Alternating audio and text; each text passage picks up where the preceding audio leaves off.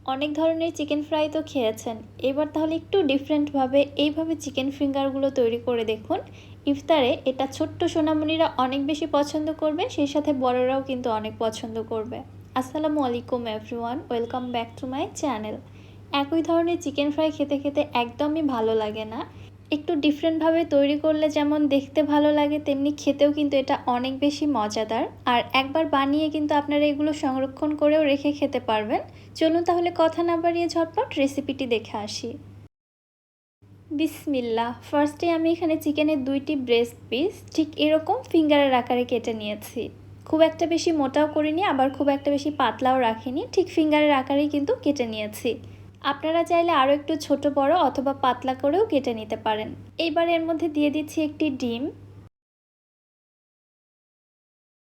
1 চামচ মরিচের গুঁড়া,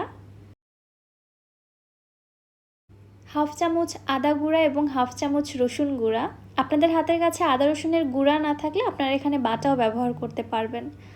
হাফ চামচ জিরার গুঁড়া, হাফ চামচ ধনিয়ার গুঁড়া, হাফ চামচ কালো গোলমরিচের গুঁড়া, 1/4 টিস্পুন দিচ্ছি অরিগ্যানো, 1 টেবিল চামচ টমেটো সস,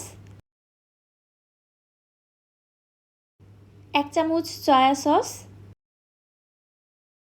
এবং সবশেষে দিয়ে দিচ্ছি হাফ চামচ লবণ। এখানে লবণটা অবশ্যই বুঝে দিবেন, কারণ সয়া সস ব্যবহার করা হয়েছে। সয়া সসে কিন্তু পর্যাপ্ত পরিমাণে লবণ থাকে। এবারে সব কিছু একসঙ্গে ভালোভাবে মেখে মিশিয়ে নিচ্ছি। চিকেনের সঙ্গে যেন সব মশলা খুব ভালোভাবে মেখে যায়, এমনভাবেই মেখে নিতে হবে। দিয়ে দিচ্ছি 1 চামচ লেবুর রস। লেবুর রসটা ব্যবহার করার কারণে চিকেনের মধ্যে থেকে চিকেনের আর বাজে স্মেলটা আসবে না, খুবই সুন্দর একটা ফ্লেভার পাওয়া যায়। আবারও সব কিছু একটু ভালোভাবে মিশিয়ে নিয়ে এই ম্যারিনেট করা চিকেনগুলোকে এক সাইডে রেখে দিচ্ছি। আপনারা চাইলে এইভাবে ম্যারিনেট করার পর চিকেনটাকে রেস্টেও রেখে দিতে পারেন আধা ঘন্টা বা 1 ঘন্টার জন্য। তবে আমি কোনো রেস্টে রাখবো না, সঙ্গে সঙ্গেই তৈরি করে নিব। চিকেন ফ্রাইগুলো তৈরি করার জন্য আজকে আমার লাগবে ব্রেড ক্রাম্বস। তাহিদ স্যাভয় ফেসবুক পেজ থেকে আমি এই ব্রেড ক্রাম্বসগুলো অর্ডার করে নিয়েছি। ওনাদের পেজে আপনারা এই 3 ধরনেরই ব্রেড ক্রাম্বস পেয়ে যাবেন। যারা একদম হোমমেড খাবার প্রেফার করেন তারা ওনাদের পেজ থেকে পারচেস করতে পারেন। পেজটি ক্যাপশনে মেনশন করা আছে। আমি আজকে 2 কালারের ব্রেড ক্রাম্বস দিয়ে চিকেন ফিঙ্গারগুলো তৈরি করব। কিছুটা সাদা ব্রেড ক্রাম্বস, সেই সাথে কিছুটা অরেঞ্জ কালারের ব্রেড ক্রাম্বস নিয়ে একসঙ্গে খুব ভালোভাবে মিশিয়ে নিচ্ছি।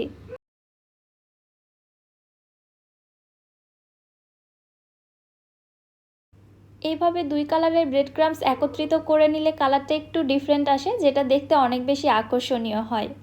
এবার আমি একটি ময়দার স্লারি তৈরি করে নিচ্ছি। একটি বাটিতে নিয়েছি 4 থেকে 5 টেবিল চামচ ময়দা, সাথে দিয়ে দিচ্ছি সামান্য একটু লবণ। এখানে আর কোনো মশলা অ্যাড করার কোনো প্রয়োজন নেই। এবার অল্প অল্প করে পানি অ্যাড করে দিয়ে আমি একটি ঘন মিশ্রণ তৈরি করে নিচ্ছি। মিশ্রণটা কিন্তু খুব একটা বেশি ঘনও হবে না, আবার অনেক বেশি পাতলাও হবে না, তবে মোটামুটি ঘনত্বের একটা মিশ্রণ তৈরি করে নিতে হবে।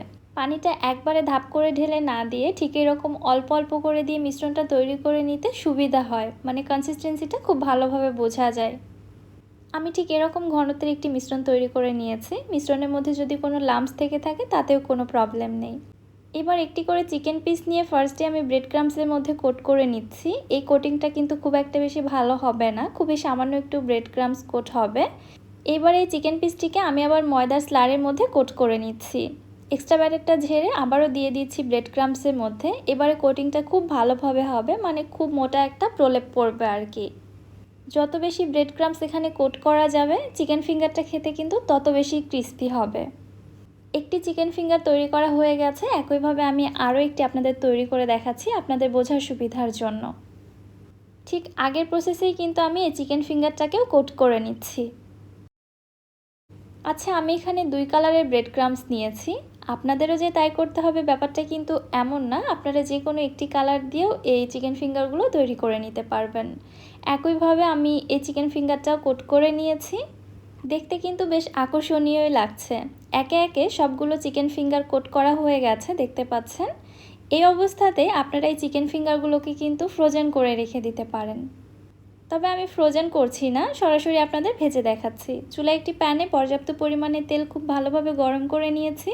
এর মধ্যে চিকেন ফ্রাইগুলোকে দিয়ে উল্টে পাল্টে উপরটা ক্রিস্পি হওয়া পর্যন্ত ভেজে নিচ্ছি। আর চিকেনগুলো যেহেতু খুব পাতলা এবং চিকন করে কেটে নেওয়া হয়েছে, সেই সাথে চিকেন আমরা জানি খুব দ্রুত সেদ্ধ হয়।